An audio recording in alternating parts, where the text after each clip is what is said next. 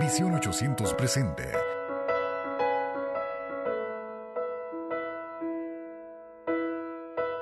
Vida en Él, una guía devocional para tu vida integral.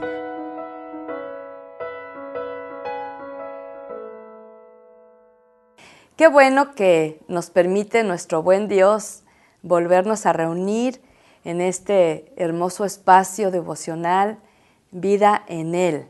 Siempre que escuche esta frase nos estamos refiriendo desde luego a Él con mayúscula, subrayado, que es nuestro buen Dios, ¿verdad? Y sabe que si bien es cierto que cada día tenemos la bendición de parte de Dios de tener el pan a la mesa y nos es grato el poder alimentarnos, nos hace también mucha falta el pan del cielo. Y de esto se trata, estos devocionales, que podamos recibir la palabra de Dios cada día, alimentar nuestro corazón, nuestro espíritu, renovar nuestra mente, ampliar nuestra visión espiritual y de esta manera ser sabios, entendidos y que podamos ser instrumentos poderosos en las manos del Señor. Sabe, estamos en un mundo con mucho sufrimiento y tú y yo, si tenemos la palabra, si tenemos a Jesús, tenemos la respuesta para darles a esas personas que sufren ese consuelo. Vamos a continuar con el libro de Amós, vamos al capítulo 6 y vamos versos 8 al 14. Amós 6, 8 al 14 y volvemos para juntos meditar. Amós 6, 8 al 14. Jehová el Señor juró por sí mismo, Jehová Dios de los ejércitos ha dicho: abomino la grandeza de Jacob y aborrezco sus palacios, y entregaré al enemigo la ciudad y cuanto hay en ella. Y acontecerá que si 10 hombres quedaren en una casa, morirán, y un pariente tomará a cada uno y le quemará para sacar los huesos de casa. Y dirá al que estará en los rincones de la casa: ¿hay alguno contigo? Y dirá: no. Y dirá aquel: calla, porque no podemos mencionar el nombre de Jehová, porque he aquí Jehová mandará y herirá con hendiduras la casa mayor y la casa menor con aberturas. ¿Correrán los caballos por las peñas? ¿Ararán en ellas con bueyes? ¿Por qué habéis vosotros convertido el juicio en veneno y el fruto de justicia en ajenjo? Vosotros que os alegráis en nada, ¿qué decís? ¿No hemos adquirido poder con nuestra fuerza? Pues he aquí, oh casa de Israel, dice Jehová, Dios de los ejércitos: levantaré yo sobre vosotros a una nación que os oprimirá desde la entrada de Hamat hasta el arroyo del Arabá. Vemos el juramento del Señor. Yo recuerdo cuando era niña, era muy común en el entorno cuando yo crecí en aquel tiempo, era muy común que en las amistades de la primaria, me acuerdo mucho de la etapa primaria, que éramos muy comúnmente dadas a decir, yo fui a una escuela de niñas nada más, entonces éramos muy dadas a decir, te lo juro, ¿verdad? Y usábamos mucho esa frasecita como para dar credibilidad a lo que estábamos diciendo, como para respaldar. Más adelante que empiezo a ir a la iglesia cristiana y me entero que dice la palabra que no juraremos en el nombre del Señor en vano, ahí me corrigió y dejé de decir esa palabra, ¿verdad? Me acuerdo que hasta había una canción que se hizo muy popular porque la cantaba una señora con una voz excepcional y precisamente decía, júrame, ¿verdad? Y era muy común, o sea, era un lenguaje muy usado por la gente, como si el hecho de que el juramento humano tuviera respaldo y validez, y no siempre es así. Pero el juramento del Señor, este sí es otro juramento completamente diferente, porque es santo para empezar, ¿verdad? Enfatiza la solemnidad y la certeza de la advertencia de Dios. Este juramento es por su santidad, ¿sí? Y este hace un contraste con la impiedad del ser humano a quien está siendo dirigido este juramento. Vemos que si vamos a jurar algo, tenemos que tener mucho cuidado porque ¿de quién lo vamos a jurar? Nada es nuestro aquí en la tierra eternamente. Entonces el único que jura y muy solemnemente, pues es el Señor, pero si Él jura algo, lo va a hacer, aunque a muchas personas no les guste, ¿verdad? Y podemos ver en segundo término que dentro de este juramento que el Señor está haciendo, dice que algo que aborrece, pero tremendamente, es el orgullo y la ostentación, ¿sí?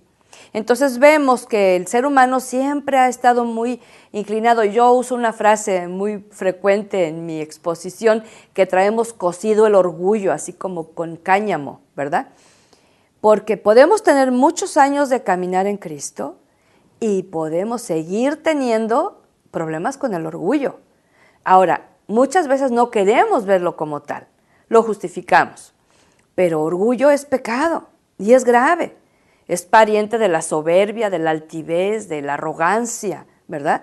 Y yo tiemblo cuando dice la palabra del Señor que al orgulloso lo mira de lejos. La diferencia que con el humilde hace comunión íntima, es otra cosa. Entonces, el juicio de Dios va señalando cuando en medio de su pueblo, en este caso era el pueblo de Israel de entonces, pero en este caso nuestro ahora es el pueblo de Israel espiritual, que somos tú y yo, por medio de Jesús. Entonces tenemos que examinar nuestro corazón para que el Señor no nos aborrezca las actitudes, ¿verdad?, de orgullo y de ostentación. Y vemos a lo largo de la historia siempre que la mayoría de la gente que llega a poder y que llega a tener dinero, lo primero que hace es ostentar, ¿verdad? Comprar el mejor carro, la mejor casa, la mejor ropa, los mejores viajes siempre, pero digo, si lo puede hacer, que lo haga, pero muchas veces la intención es presumir, ¿sí? Entonces eso produce en otros sentimientos negativos de envidia, de coraje, de ambición, de codicia, pero esta persona tampoco, aunque tenga el palacio, pues no va a ser satisfecho, y más si es orgulloso, porque le va a faltar lo más rico, que es la presencia del Señor. Ahí en el verso 10 encontramos una advertencia. Habla de terror, habla de muerte, como también del cuidado que tenemos que tener de pronunciar el nombre del Señor. Y vemos en la Escritura que el nombre del Señor en la antigüedad era impronunciable, porque era santo. Eran puras consonantes, después fueron metiendo vocales para poder expresarlo, pero en ocasiones no hemos tenido cuidado de que ese nombre, que es sobre todo un nombre, no puede ser ni debe ser usado a la ligera. Y en aquel tiempo venía esta palabra de advertencia. Y vemos ahí en el verso siguiente el castigo de Dios sobre casas grandes, sobre casas pequeñas, llevándolas a la ruina. Ahí no había de ninguna manera escape cuando Dios castiga. Ahora, Dios sí castiga, mi amado. Dice que Él castiga y disciplina a los que ama.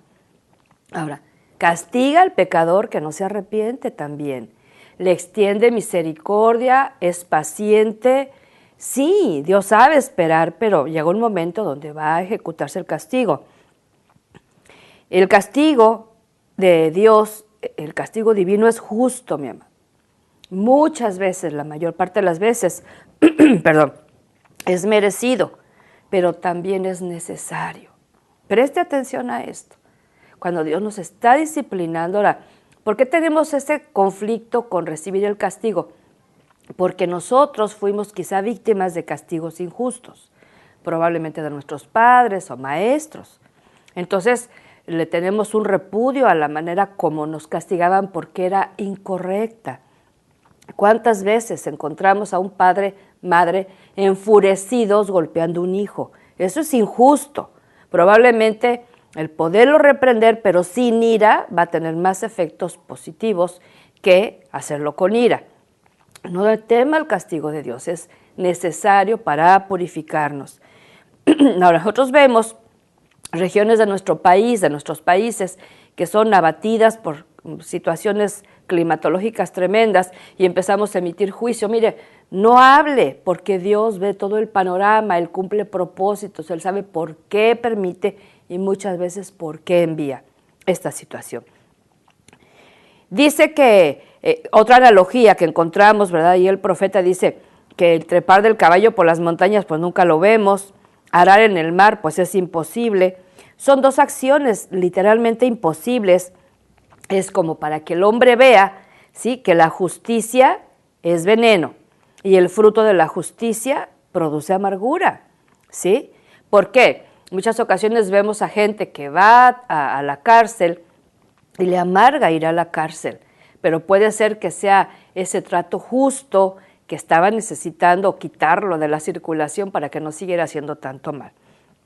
Una declaración orgullosa que el pueblo levanta, ¿verdad?, en voz alta: con nuestra propia fuerza hemos adquirido el poder, dice el verso 13. Y tenemos que tener mucho cuidado, fíjate, como hijos de Dios, como siervos de Dios, aún el creer que nuestros ministerios son muy exitosos o son de mucho alcance por nuestra propia fuerza, nuestro propio poder. ¿Sabes qué? Nada de eso es cierto. Cuidado con adjudicarse a la gloria, con pensar que nosotros somos el centro de la historia. Claro que no. Somos instrumentos, somos vasos. Pablo dice, somos vasijas de barro. Fíjate, para que la excelencia del poder de Dios sea manifiesta. Y por último, ¿verdad?, dice el Señor que va a levantar una nación contra ellos, ahí el verso 14. Libro difícil, libro tremendo, libro necesario de leer. Sea obediente, sea fiel, no se lo brinque, no se lo salte. Después de este devocional, busque otra palabra, ¿sí?, para que entre en un equilibrio, que esto no sea de base para usted que haga juicio. Vamos a orar al Señor y vamos a poner esto en sus benditas manos y dígale: Señor, ¿cómo quisiera aprender que tu Espíritu Santo me muestre que necesito ser castigado cuando necesito serlo? Y no estar predispuesto.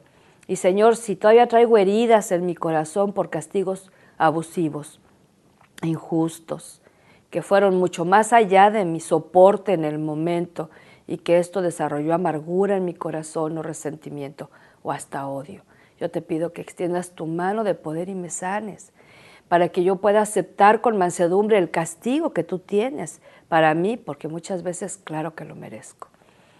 Te pido tu bendición en este día, que esta palabra haga eco en mi corazón, me enseñes a respetar tu precioso nombre, a no jurar en vano, Señor, y a esperar siempre en tu buena voluntad y en tu buen propósito. Te doy gracias y te bendigo en el amor de Jesucristo. Amén y amén. Y siga confiando en el Señor y siga meditando en su presencia.